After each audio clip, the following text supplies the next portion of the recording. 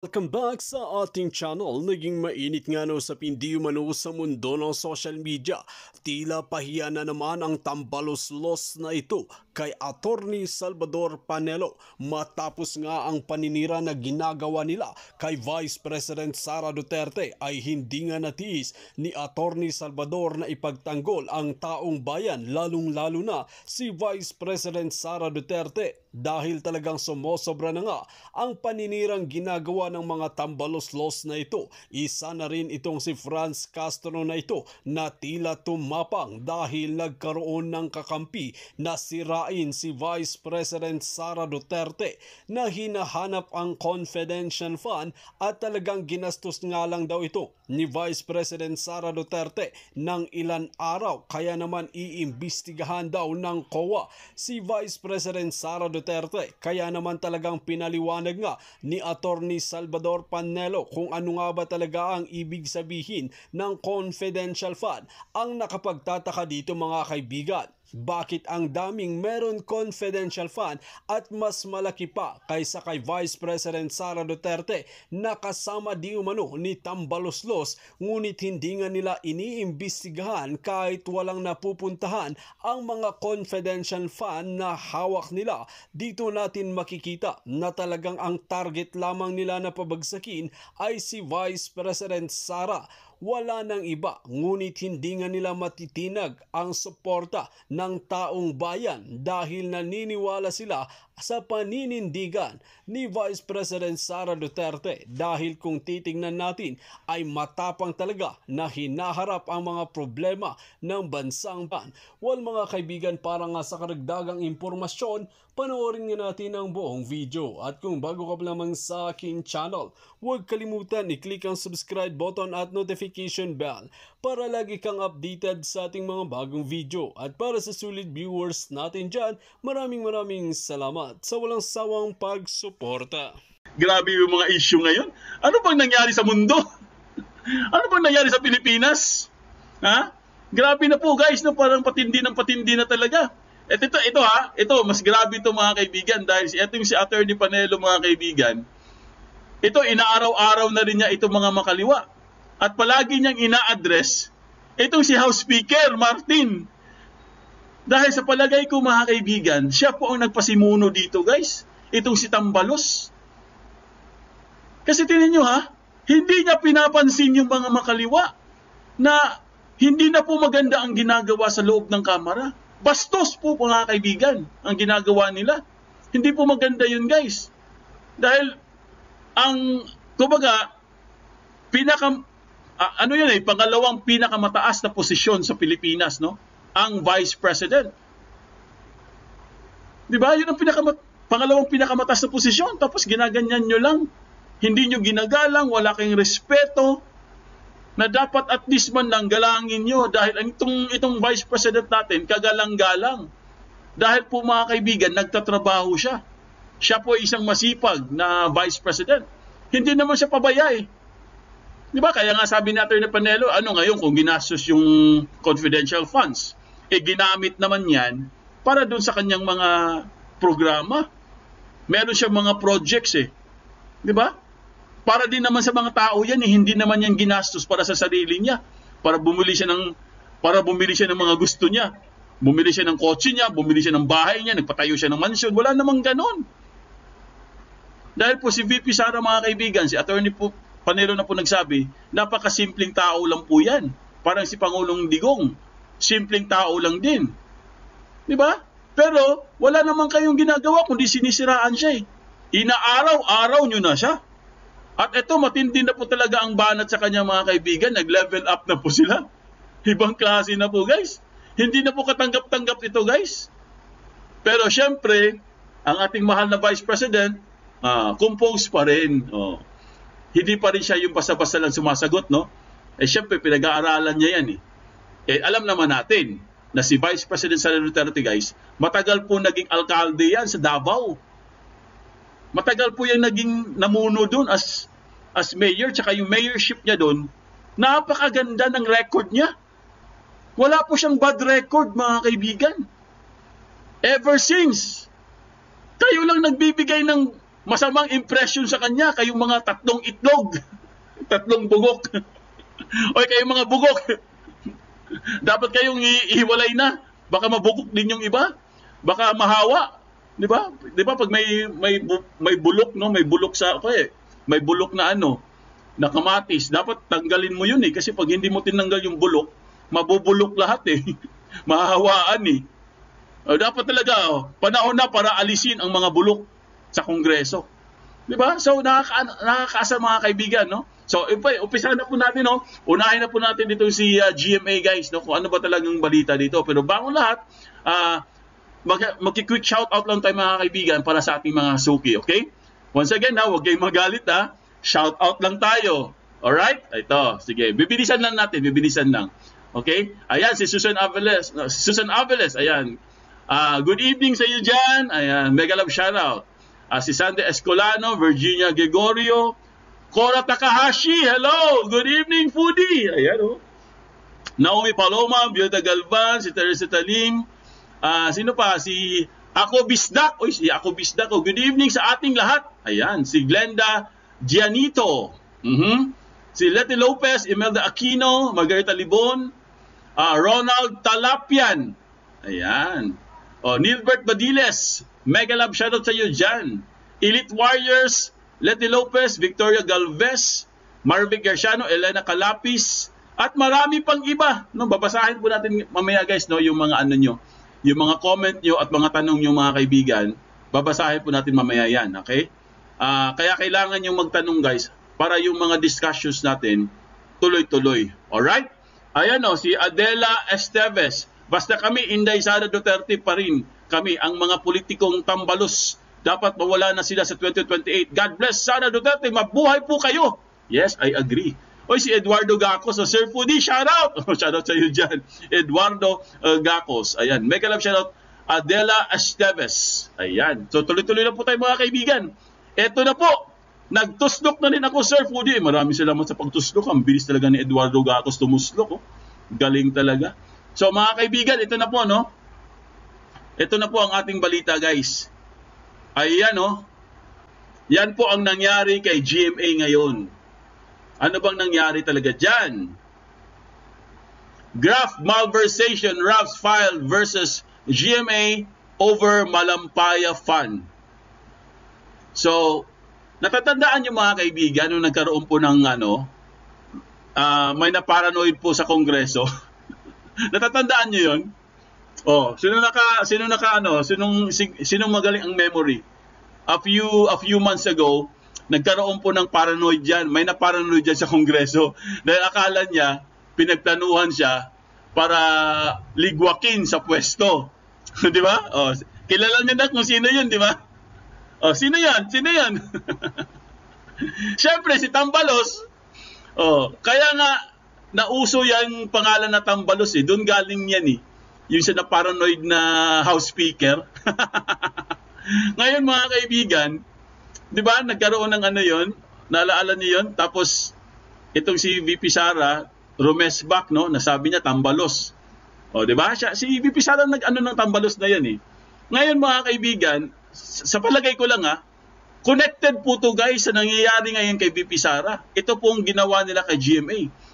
Kasi kung naalaala nyo rin guys, a few weeks ago, may kumakalat din na litrato na itong si VP Sara at si GMA magkasabay sa loob ng eroplano.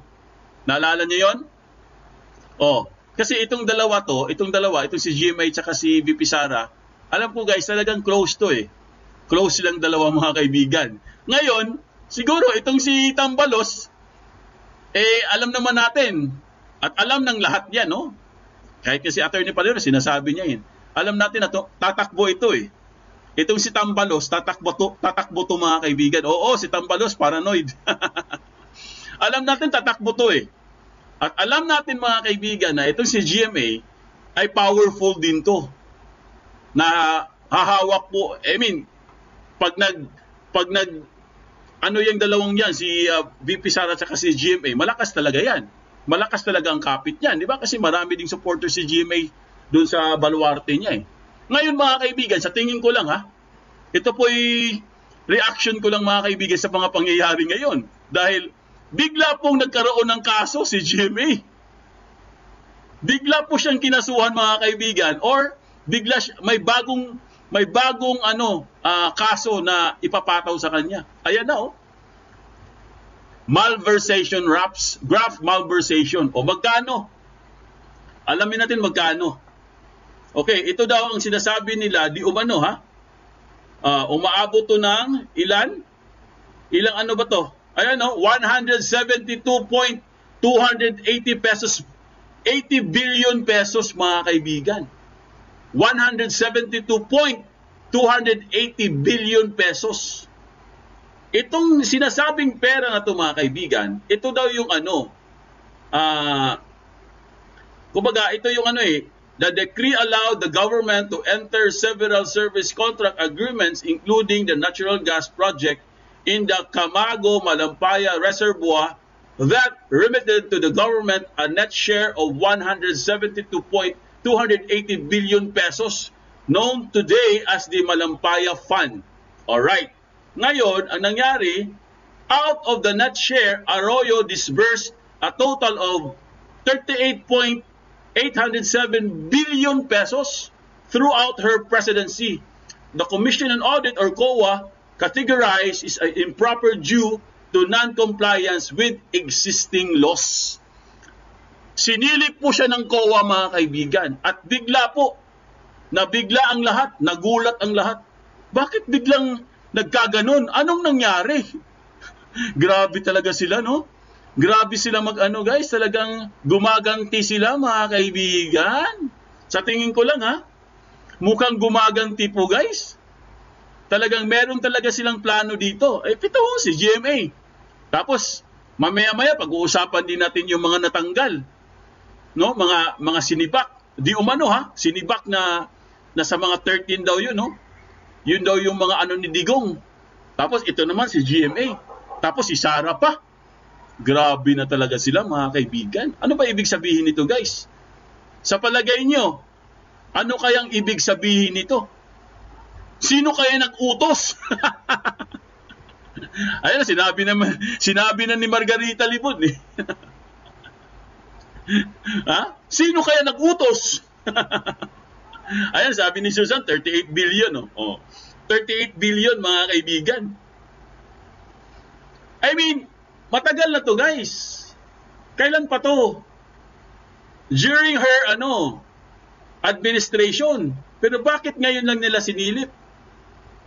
Yan matagal na to. Basahin natin uli babasahin natin yung ibang para meron po tayong sources, no? Dito nakalagay in 2016, then Ombudsman Conchita Carpio Morales cleared Arroyo. Ito iklaro ko lang sa inyo mga kaibigan 2016 Okay, babasahin ko lang Ito in 2016, then Ombudsman Conchita Carpio Morales cleared Arroyo. Ano ibig sabihin cleared Arroyo? Ibig sabihin, walang irregularities. Cleared And 3 others from plunder charges in connection with 900 million Malampaya Fund scam. Cleared sila mga kaibigan. Ibig sabihin na absuelto sila in 2016. Ayon po yan sa ombudsman na si Conchita Carpio Morales. Ayan nakalagay Galing po ito sa Philippine Star Global. Basahin niyo po mga kaibigan. Anong nangyari? Anong nangyari, COA? Bakit nagkaganito? Bigla-bigla na lang may lumalabas na ganyan. Klarong-klaro na yun mga kaibigan. I mean, sa totoo lang guys, hindi naman ako supporter ni GMA, no? Sa totoo lang, hindi naman ako supporter ni GMA. Pero guys, mga kaibigan, isipin niyo mabuti, isipin niyo lang, no? Kumbaga, i-imagine niyo lang, guys. May kumakalat na litrato nung mga a few weeks ago, no? Mga nakaraan na magkasama po si Sara sa si GMA sa isang sakay sila sa eroplano. 'Di ba? Syempre may yan alam natin na meron talagang close yung dalawa Hindi natin maalis diyan Kasi nga, yung nangyari po kay Tambalos mga kaibigan, yung na-paranoid siya, kinabahan siya nun eh. Kaya nga, ang ginawa niya kay Arroyo, di ba, demoted ka agad? Oh, di ba? Demoted ka agad yun eh. Yung nangyari, di ba? Naalala niyo yun? Biglang na-demote si Arroyo. So, meron talaga, no? Meron talagang ano dito, guys. Eh. Alam na natin. At meron po ditong gaham sa kapangyarihan, guys. Kapituko. So, yung mga ugali na mga ganyan, guys, alam na natin yan eh.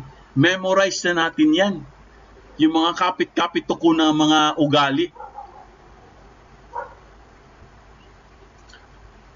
Sir Fudi, no enough evidence kaya yes, Eduardo Gacos kaya na-cleared. Naghihinala na naman si Tambalos sa kasijahas. Nakakagulat lang kasi. Bigla-bigla kasing dumadating yung mga yung mga ganyan. Biglang may malversation na kaagad si Arroyo. Ano nangyari? At ito pa. Sige, tuloy na natin to. Iwanan na natin yan. Iwanan na natin si Arroyo. Total, meron. Basahin nyo na lang sa broadsheet. Ito po. Ayan o. Asan na ba yun? Ayan o. Ayan na. Sinasabi ko sa inyo mga kaibigan. Tingnan nyo sa screen nyo. Ito na yun. Karugtong yan dito sa mga sinasabi natin. Itong sa balita ngayon sa Philstar. Ito naman, galing po ito, kung hindi po ako nagkakamali, sa Abante at ito galing guys itong balita na to eh. Ayan o. Malacanang winalis mga bata ni Digong. Yan ang sinasabi natin. Inuunti-unti na po sila guys. Inuunti-unti na po sila. Winawalis-walis na. Ha? Bakit winawalis-walis? Mga janitor ba kayo dyan sa Malacanang? Bakit kayo nagwalis-walis? Ha? Oh. Di ba? Ang sa akin lang mga kaibigan, alam naman natin na may plano. Di ba? Ano na yan eh. Clear, meron ng clear and present na programa eh. Alam na ng lahat yan. Kaya bakit nila ginagawa ito? Dahil nga, di ba, may mga lumalabas na mga ugong-ugong, mga balita-balita na mayroon dong nag-feed ng mga balita or mga sources galing sa loob at binabato sa mga vlogger. Wow! May ganun pa silang nalalaman? Ayun ang balita. Ayun ang balita. Meron daw silang nababalitaan na meron daw dyan sa Malacanang na naglalabas po ng mga information, no? Yung mga galing sa loob. Tapos binabato daw sa mga vlogger. Ewan ko lang ha. Ayaw ko namang magbanggit. Basta yun ang sabi. Pero mga kaibigan, sa totoo lang, ito ha, bakit kayo matatakot sa sarili nyong multo? Natatakot sila sa sarili nilang multo mga kaibigan. Porket may mga vlogger, may mga nagsasalita, may nag-expose, katulad ni Maharlika, di ba? Nag-expose yan eh. No. Ganyan na kaagad ang perception nyo. May mga impormasyon na galing sa Malacanang na inilalabas at binibigay sa mga vlogger. Bakit ganun? Di ba? Ibig sabihin takot talaga kayo. Di ba? Yan ang tingin ko ha. Yun ang tingin ko. Hindi ko naman sinabing confirm. Pero palagay ko lang, takot talaga sila. Anong tinatago? Kasi kung tutusin guys, vlogger lang naman kami. Di ba? Malaki kayo. Malacanang kayo eh. Pero bakit kayo na-intimidate sa vlogger? Well, wala namang sinasabi sa balita na vlogger, no? Wala namang sinasabi sa balita. Sabi ko nga, disclaimer ha. Ako lang nag-invento nito ha. Analyze ko lang to, no? Ito lang yung analogy ko guys, no? Ito lang yung reaction ko sa itong nangyayari. Kasi nga, may lumalabas na mga balita na kaya daw tinanggal itong mga to dahil nga may mga information sa loob ng Malacanang ay lumalabas. Maraming mata sa palasyo. Ilan bang mata ng ahas? Di ba dalawa lang naman? Baka maraming ahas. Utos ni katawang palaka na ahas ang ulo. Utos ng commander-in-chief na si Lisa, sabi ni Susan. Ay, nako. Ano bang nangyari sa atin? Ay, ano ko lang kumbaga, analysis ko lang yun Ito, basahin na po natin guys para makumpleto po natin yung konteksto, no? Ito sabi po sa balita. Tingnan natin kung anong balita to. Ayan, tonight, Abante po. Abante tonight. Ayan. Okay? Galing po ito sa Abante tonight. Sa pool ng Sibakin na ipinatupad sa Malacanang ang mga opisyal na close umano kay dating Pangulong Rodrigo Duterte. Ayan galing yan sa balita Ayan Ayon sa source ng online news Politico, 8 matataas na opisyal ng gobyerno ang kasama sa mga pinatalsik sa kanilang mga pwesto. 8 matataas. Meron palang opisyal, 8. Meron palang 8 officials mga kaibigan na nakasama po sa sinipa. Wow! Grabe Akala ko hindi sila mga official Akala ko yung mga parang ordinary employee lang, no? Yung mga dating mga doon na andun pa si Tatay Digong. Ngayon pala, 8 matataas na opisyal kasama pala sa sinipa. Wow! Anong nangyari? Tinukoy ng source, sina National Coast, ito na, pinangalanan na mga kaibigan, makinig kayo Tinukoy ng source na sina National Coast Watch Council, Secretariat, Executive Director at si Undersecretary Edmond Tayao at si Undersecretary Crisostomo Beltran ng Presidential Management Staff or PMS na kabilang sa mga sinibak ng Malacanang. Ayun, tumpak! PMS pala. Sabi nga, tama nga ang balita-balita. Ayun. Tama nga guys.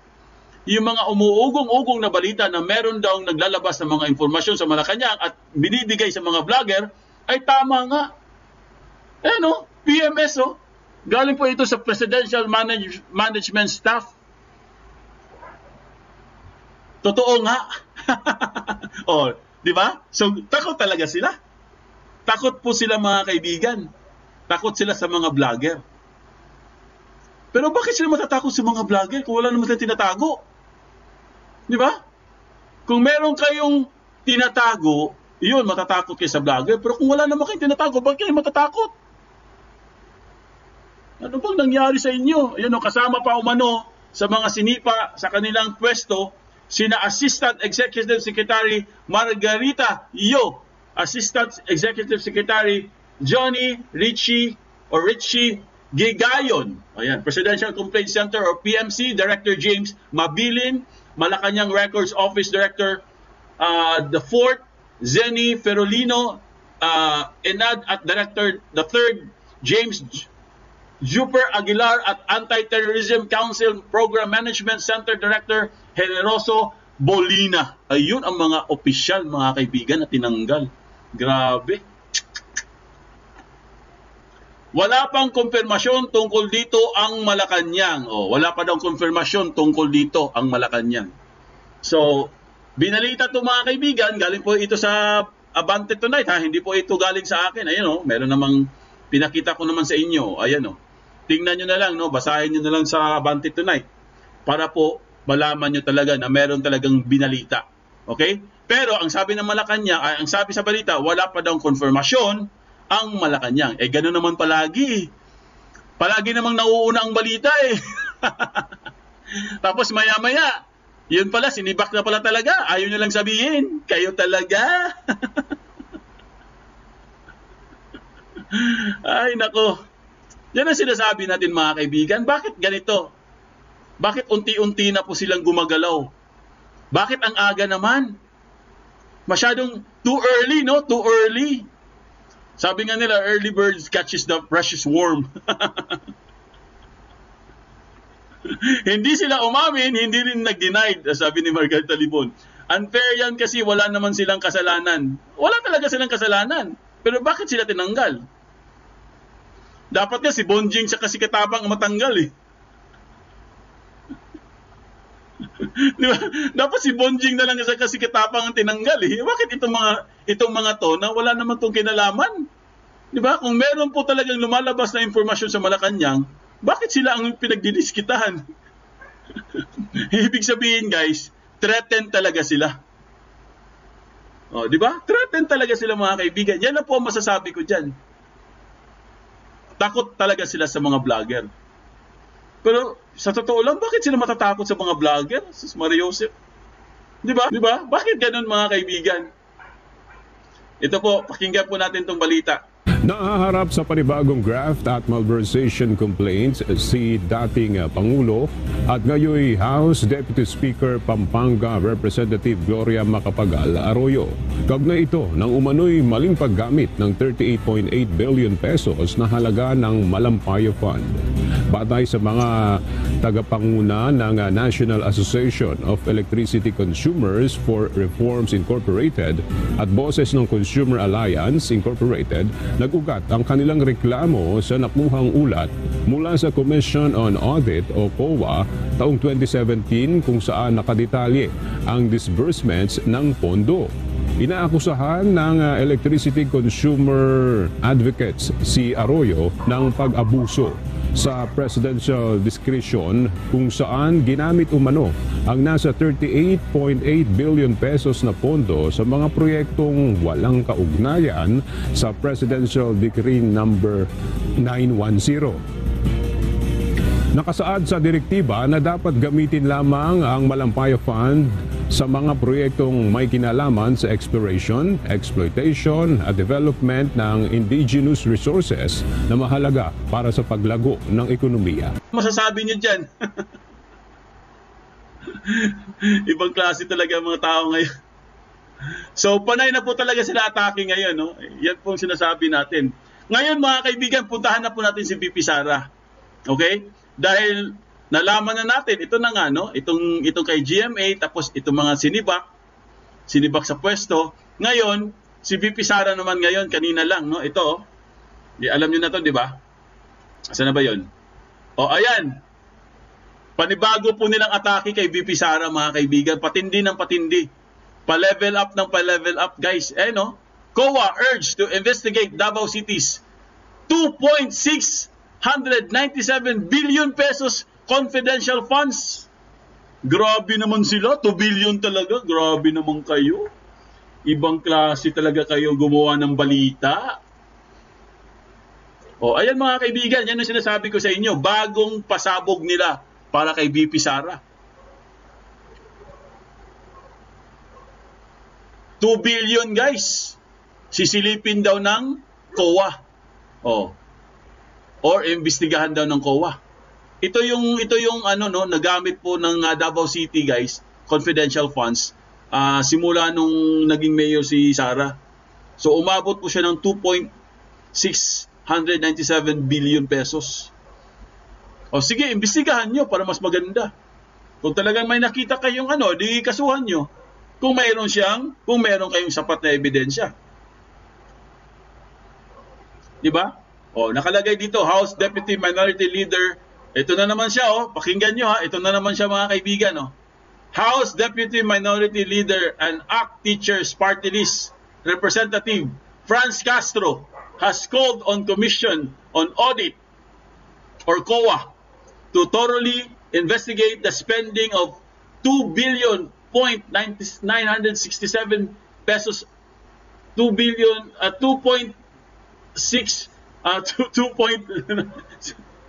2.6 billion pesos Davao City confidential funds. Ayan. Grabe, ang laki nun The said confidential funds were spent in 6 years. 6 years naman pala Ginagamit yan, yung 2 billion na yan, within 6 years mga kaibigan. So ano masama dun? Ginamit naman pala sa tama Vice President Sara Duterte's mayor term in city, a press release from ACT Teachers Party List said on Saturday. Ayan. Grabe, Ibang klase, guys. Kung ano na lang makita nila. Kung ano na lang makita nila para masiraan lang po si VP Sara, mga kaibigan. Pero, nakakapagtaka talaga. Bakit siya lang, Ang dami namang mayroong confidential funds. Siya lang ba ang mayor sa Pilipinas? Yung tito ko. Mayor yung tito ko, may confidential funds din yun. Silipin nyo rin yung tito ko.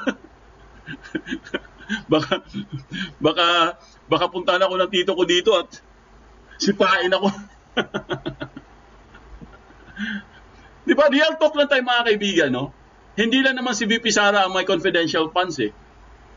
Di ba? Marami pong may confidential funds. Bakit si VP Sara lang bukod tanging sinisilip nyo? Di ba? Bakit ganun? Kasi kung talagang merong irregularities yan mga kaibigan, kung 2016 pa yan or bago mag 2016, siya mayor si VP Sara eh. Oh.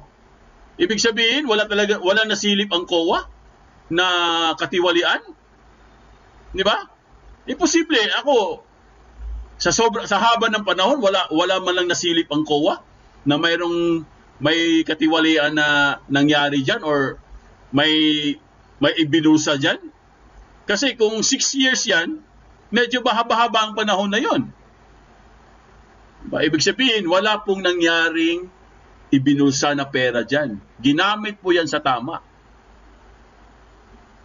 Gusto nyo lang talagang siraan si VP Sara. Tapos, yun ang gusto nyo. Di ba? May video po. Tama, may video po mga kaibigan. Oh, yan o. May video na pinakita lahat po ng mga ginagawa niya tungkol sa CF niya nung mayor pa siya. Siguradong mapapahanga ka sa kanya. Yes, 'di ba? May video po 'yan, 'di ba? Pinakita ko na sa inyo 'yan dati, the last time. Meron po siyang video niyan kompleto. Oh, may video din siya kanina, pinakita ko rin sa inyo. OVP naman 'yon. Oh. Kompleto po. Kaya hindi po nila pwedeng sabihin na wala siyang ginawa sa Davao. Na ginastos niya ang 2 billion sa sarili niya. Ano, nagpagawa siya ng mansyon? Ano, nag-travel si Sara? Oh, may nabalitaan ba kayo nagpagawa siya ng mansyon? May nabalitaan ba kayo nag-around the world siya? Oh, wala, di ba? Ibig sabihin, ginamit ang confidential funds na yan para sugpuin ito or tugisin itong mga makaliwa. Oh, ayan. Emergency free po ang Davao, mga kaibigan. Bravo. Palakpakan po natin si VP Sara. Ang ingay nyo eh. Pudinet, ang ingay mo, Pudinet.